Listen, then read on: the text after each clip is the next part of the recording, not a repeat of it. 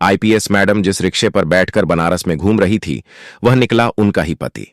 दोस्तों, बनारस की सुबह हमेशा की तरह सुकून से भरी हुई थी। उसी सुबह एक सरकारी गाड़ी आकर रुकी। गाड़ी का दरवाजा खुला और बाहर उतरी आईपीएस आरती शर्मा। कई सालों बाद वे बनारस आई थीं, अपने मन का बोझ हल्का करने। उन्होंने सोचा पैदल ही मंदिर चलेंगी तो बहुत समय लगेगा। तभी उनकी नजर एक पुराने से रिक्शे पर पड़ी। रिक्शा चलाने वाला आदमी करीब 45 साल का था। आरती शर्मा ने हाथ उठाकर उसे बुलाया। भैया, मंदिर तक चलोगे?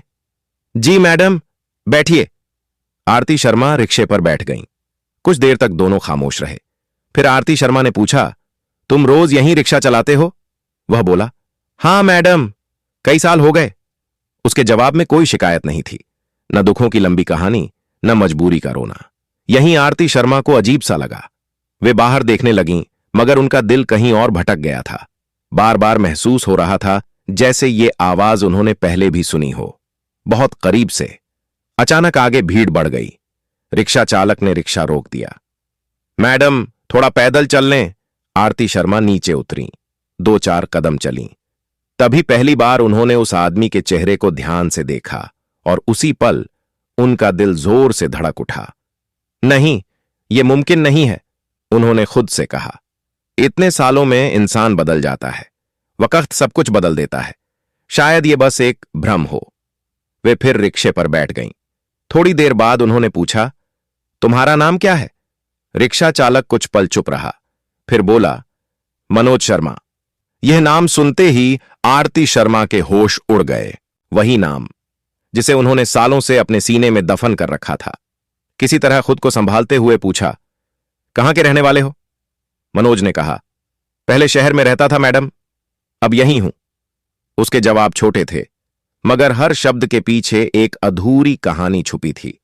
अब उन्हें यकीन होने लगा था, यह कोई इत्तेफाक नहीं है। यह वही इंसान हो सकता है जिसे उन्होंने सालों पहले खो दिया था।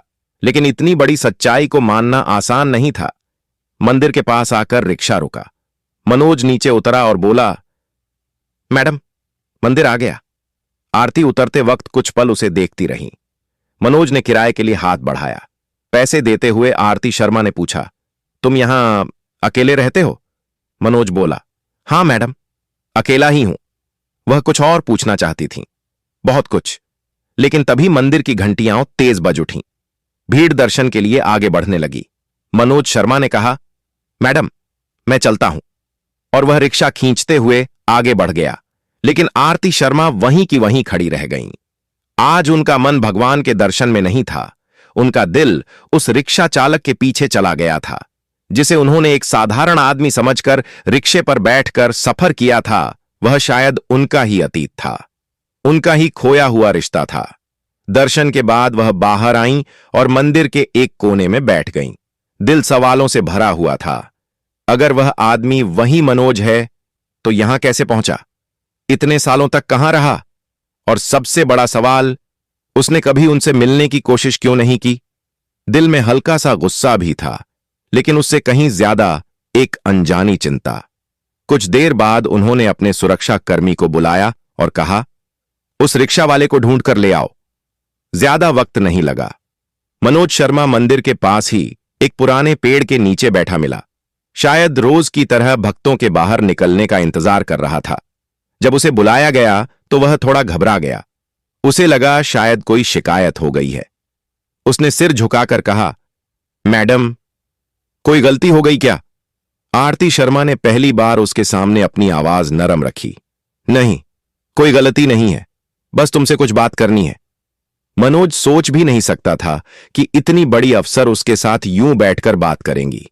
दोनों पास की सीढ़ियों पर बैठ गए। कुछ पल खामोशी रही। फिर आरती शर्मा ने धीरे से पूछा, तुम यहां कब से हो?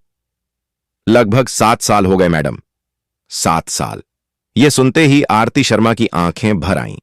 ठीक वही वक्त जब मनोज अचानक उनकी जिंदगी से गायब हो गया था।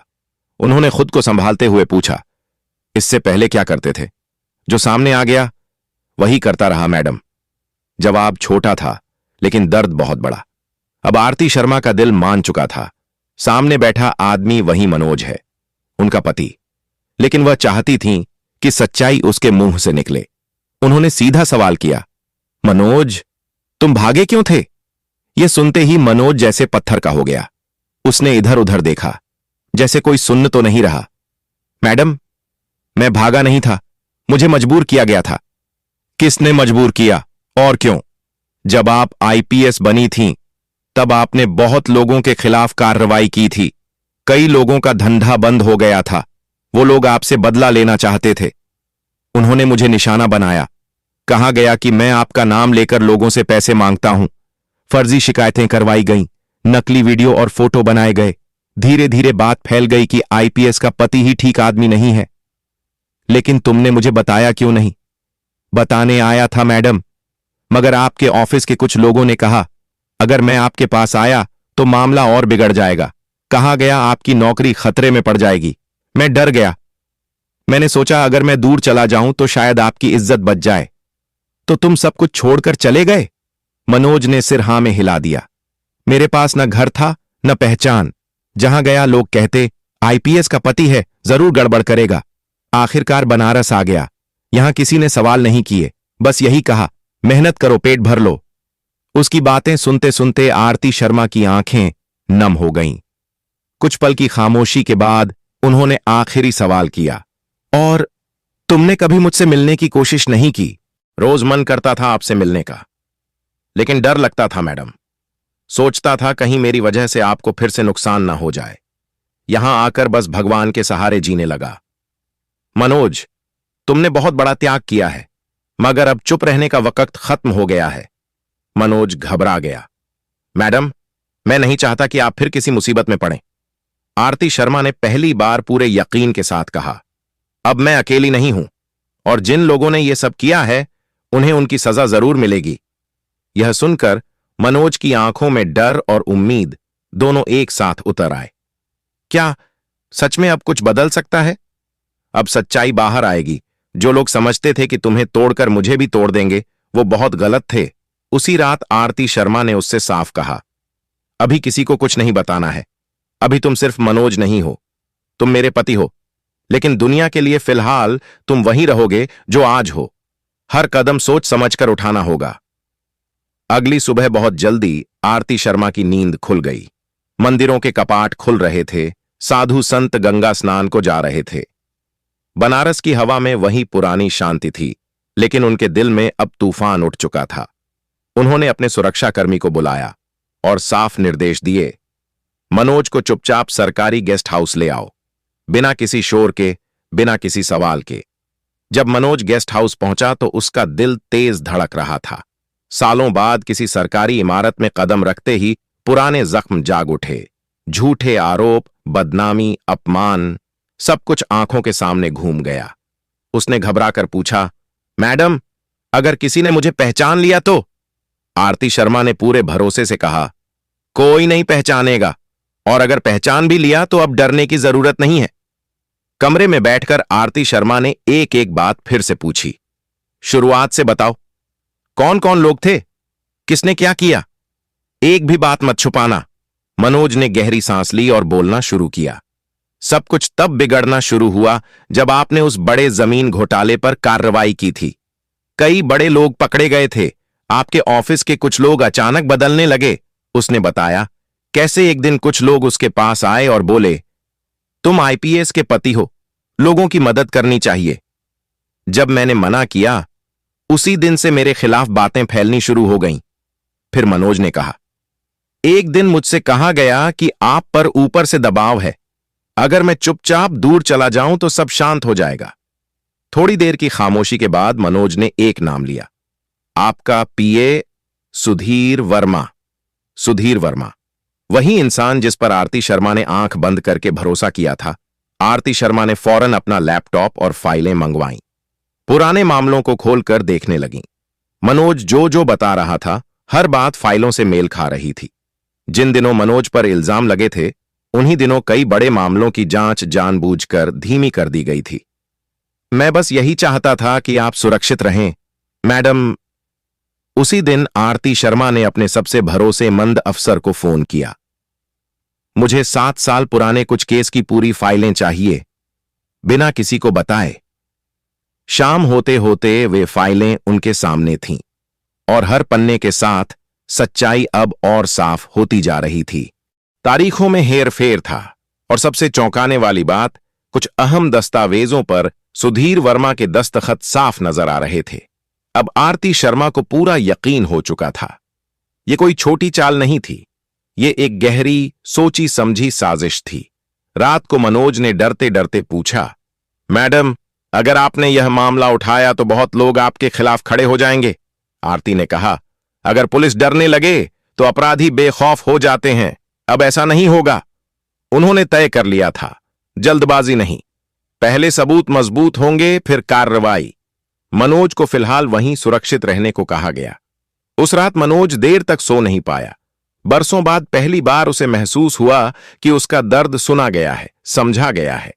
दूसरी तरफ आरती शर्मा खिड़की के पास खड़ी थीं।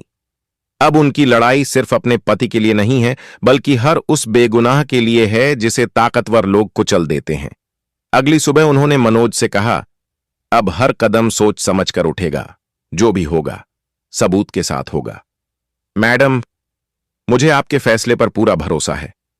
उसी दिन आरती शर्मा बनारस से सीधे अपने कार्यक्षेत्र के लिए रवाना हो गईं। ऑफिस पहुंचते ही उन्होंने अपने सबसे भरोसेमंद इंस्पेक्टर को बुलाया। मुझे 7 साल पुराने 3 मामलों की पूरी फाइल चाहिए, बिना किसी को बताए। इंस्पेक्टर ने हैरानी से देखा मगर सवाल नहीं किया। जी मैडम। फाइलें आईं तो आरती शर्मा ने एक एक कागज ध्यान से पढ़ा। तारीखें, बयान, गवाह, सब कुछ धीरे धीरे एक तस्वीर बना रहा था। जिन गवाहों ने मनोज के खिलाफ बयान दिए थे वे सब एक ही इलाके से थे। कई बयान बिल्कुल एक जैसे शब्दों में लिखे गए थे। आरती शर्मा ने फाइल बंद की और गहरी सांस ली, यानी सच जानबूझकर दबाया गया था। इसके बाद कॉल रिकॉर्ड निकलवाए गए। जिन नंबरों से मनोज को धमकियां दी गई थीं वे सभी एक ही दायरे में घूम रहे थे। कुछ नंबर एक बड़े व्यापारी के ऑफिस से जुड़े थे तो कुछ एक वरिष्ठ अधिकारी के निजी फोन से। अब शक यकीन में बदल चुका था। अगला नाम था सुधीर वर्मा। शाम को सुधीर वर्मा को ऑफिस बुलाया गया। वह अंदर आया तो चेहरे पर बनावटी मुस्कान थी। मैडम, आपने याद किया? आरती शर्मा ने बिना मुस्कुराए कहा, हां, बैठो। फिर सीधे सवाल किया, सुधीर वर्मा, 7 साल पहले मनोज शर्मा के खिलाफ जो शिकायतें आई थीं उनमें तुम्हारी क्या भूमिका थी? सुधीर ने बचाव की कोशिश की। मैडम, मैं तो सिर्फ आदेश मान रहा था। किसके आदेश? ऊपर से दबाव था मैडम। ऊपर कौन? सुधीर चुप रहा। आरती शर्मा ने सख्ती से कहा, अगर सच नहीं बताया तो यही खामोशी तुम्हें जेल पहुंचाएगी। मैडम, बड़े लोग थे, एक वरिष्ठ अधिकारी और एक बड़ा व्यापारी। उन्होंने कहा था अगर मनोज शर्मा हट जाएगा तो आप कमजोर पड़ जाएंगी। आरती शर्मा ने तुरंत आदेश दिया, सुधीर वर्मा को निलंबित किया जाए और हिरासत में लिया जाए। अगले 2 दिनों में जांच और तेज हो गई। व्यापारी राकेश गुप्ता के ठिकानों पर छापे पड़े। नकद पैसा, फर्जी कागजात और रिश्वत के ठोस सबूत मिले। राकेश गुप्ता को हिरासत में ले लिया गया। फिर नंबर आया वरिष्ठ अधिकारी सोनू सिंह का। सोनू सिंह ने बचने की बहुत कोशिश की, फोन किए, दबाव डलवाया, लेकिन इस बार आरती शर्मा पीछे हटने वाली नहीं थीं। सबूत इतने मजबूत थे कि अब बचने का कोई रास्ता नहीं बचा था। सोनू सिंह को भी निलंबित कर गिरफ्तार कर लिया गया। जब यह खबर मनोज तक पहुंची तो वह देर तक खामोश बैठा रहा, जैसे यकीन ही न हो रहा हो। फिर उसने पूछा, मैडम, क्या सच में यह सब हो रहा है? हां मनोज, अब सच सामने आ रहा है। जांच जैसे जैसे आगे बढ़ी वैसे वैसे और चेहरे सामने आने लगे। आरती शर्मा ने एक पूरी सूची तैयार की। जो भी इस खेल में शामिल है कोई भी बचने वाला नहीं है। इस दौरान मनोज को पूरी सुरक्षा में रखा गया। एक दिन आरती शर्मा ने उससे कहा, अब तुम्हें कहीं छुपने की जरूरत नहीं है। फिर हल्की मुस्कान के साथ बोली, अब वक्त आ गया है कि तुम मेरे साथ घर चलो। मनोज की आंखें भर आईं। लोग क्या कहेंगे? उसने डरते हुए पूछा। आरती शर्मा ने कहा, लोग बहुत कुछ कह चुके हैं, अब सच्चाई बोलेगी। अगले ही दिन आरती शर्मा ने ऑफिस में एक लंबी मीटिंग बुलाई। उस कमरे में वही अफसर बैठे थे जिन पर उन्हें पूरा भरोसा था। उन्होंने गंभीर आवाज में कहा, यह मामला सिर्फ मेरे पति का नहीं है, यह उस सिस्टम की सच्चाई है जहां ताकतवर लोग अपने फायदे के लिए किसी भी बेगुनाह को कुचल देते हैं। आज अगर मनोज शर्मा को इंसाफ नहीं मिला तो कल कोई और मनोज होगा। अब साजिश की हर परत खुल चुकी थी। इसके बाद बारी आई बड़े व्यापारी राकेश गुप्ता की। जब उसे आमने सामने बैठाकर पूछताछ की गई तो पहले वह अकड़ दिखाने लगा। मैं शहर का इज्जतदार आदमी हूं, आप लोग मेरा कुछ नहीं बिगाड़ सकते। आरती शर्मा ने सीधे जवाब दिया, इज्जत झूठ से नहीं चलती, इज्जत सच से चलती है। जब उसके सामने बैंक खातों की डिटेल, कॉल रिकॉर्ड और फर्जी लेन देन के सबूत रखे गए तो उसकी आवाज खुद ब खुद धीमी पड़ गई। आखिरकार उसने सिर झुका लिया। हां, मैंने पैसे दिए थे। आपकी सख्ती से मेरा धंधा बंद हो रहा था। मुझे लगा अगर आपके पति पर इल्जाम लग जाएगा तो आप कमजोर पड़ जाएंगी। अब सबसे बड़ा नाम बाकी था, सोनू सिंह। जब सोनू सिंह को पूछताछ के लिए बुलाया गया तो उसने घमंड से कहा, आरती, तुम भूल रही हो कि तुम किससे बात कर रही हो। आरती शर्मा ने बिना डरे जवाब दिया, और आप भूल रहे हैं कि आप कानून से ऊपर नहीं हैं। उसके खिलाफ सबूत इतने पुख्ता थे कि बचने का कोई रास्ता नहीं बचा। जैसे जैसे ये खबरें बाहर आईं, पूरे शहर में हलचल मच गई। अरे, वही मनोज शर्मा निर्दोष निकला। देखो, सच कितने सालों बाद सामने आया। एक दिन मनोज ने आरती शर्मा से कहा, मैडम, मैं नहीं चाहता था कि किसी को मेरी वजह से सजा मिले। मनोज, सजा तुम्हारी वजह से नहीं मिल रही, सजा उनके गुनाहों की वजह से मिल रही है। और उसी पल मनोज को पहली बार महसूस हुआ, सच चाहे देर से आए, लेकिन जब आता है तो इंसाफ भी साथ लाता है। दोस्तों, इसके बाद अदालत में इंसाफ की असली जंग शुरू हुई। एक एक गवाह पेश हुआ, एक एक सबूत सामने रखा गया। हर कागज, हर बयान उसी सच की तरफ इशारा कर रहा था जिसे सालों तक दबाकर रखा गया था। अदालत ने साफ शब्दों में कहा, यह कोई मामूली मामला नहीं, बल्कि एक सोची समझी बड़ी साजिश थी। फैसला सुनाया गया। सुधीर वर्मा को जेल की सजा मिली, राकेश गुप्ता की संपत्ति जब्त कर ली गई और सोनू सिंह को बर्खास्त कर खड़ी सजा दी गई। फैसला सुनते ही मनोज शर्मा की आंखों से आंसू बह निकले, जैसे बरसों से सीने पर रखा पत्थर अचानक हट गया हो। आरती शर्मा ने उसी पल उसका हाथ थाम लिया और कहा, अब तुम्हें छुपने की जरूरत नहीं है। जब दोनों अदालत से बाहर साथ साथ निकले तो वहां मीडिया के कैमरे थे, लोगों की भीड़ थी, सवालों की बौछार थी। आरती शर्मा ने बस इतना कहा, आज इंसाफ जीता है। उस पल मनोज पहली बार सीधा खड़ा हुआ। वह अब सिर्फ एक रिक्शा चलाने वाला नहीं था, वह एक ऐसा इंसान था जिसने चुपचाप सब सहा और आखिरकार सच के साथ खड़ा रहा। दोस्तों, अदालत का फैसला आने के बाद कुछ दिनों तक शहर में अजीब सी खामोशी छाई रही। जो लोग कल तक बहुत ताकतवर समझे जाते थे, आज सलाखों के पीछे थे। लेकिन इन सब से कहीं बड़ा बदलाव मनोज शर्मा की जिंदगी में आया था। सालों बाद वह पहली बार बिना डर के घर से बाहर निकला। अब रास्ता बदलने की जरूरत नहीं थी। अब कोई उसे शक की नजर से नहीं देखता था, लोग सम्मान से देखते थे। एक दिन आरती शर्मा ने मनोज से कहा, अब तुम हमेशा के लिए मेरे साथ घर चलोगे। मनोज थोड़ा घबरा गया। मैडम, इतने सालों बाद लोग बातें करेंगे। आरती शर्मा मुस्कुराईं और बहुत सादे शब्दों में बोली, लोग पहले भी बहुत बातें कर चुके हैं, अब हम सच के साथ चलेंगे। उसी दिन आरती शर्मा अपने पति मनोज को अपने सरकारी आवास पर ले आईं। गेट पर खड़े संतरी ने सैल्यूट किया। यह वही जगह थी जिसे वह कभी बिना कुछ कहे छोड़कर चला गया था। आरती शर्मा ने उसका हाथ कसकर पकड़ा। अब यह घर तुम्हारा भी है, डरने की कोई जरूरत नहीं। घर के अंदर कदम रखते ही मनोज की आंखें भर आईं। कुछ दिन बाद आरती शर्मा ने एक छोटा सा आयोजन रखा। केवल वही लोग थे जो हर हाल में उनके साथ खड़े रहे थे। सबके सामने आरती शर्मा ने कहा, आज मैं सिर्फ एक आईपीएस अफसर नहीं बोल रही हूं, आज मैं एक पत्नी होकर बोल रही हूं। जिस आदमी को आप सबने सालों तक गलत समझा, वह मेरा पति मनोज शर्मा है। उसने अपनी खामोशी से मेरी वर्दी को बचाया। आज मैं उसका सम्मान वापस दिला रही हूं। इस कहानी का असर बहुत गहरा था। अब कोई भी अधिकारी या व्यापारी गलत काम करने से पहले 100 बार सोचने लगा। लोग समझ गए थे, अगर कोई सच के साथ डटकर खड़ा रहता है तो देर सवेर इंसाफ जरूर मिलता है।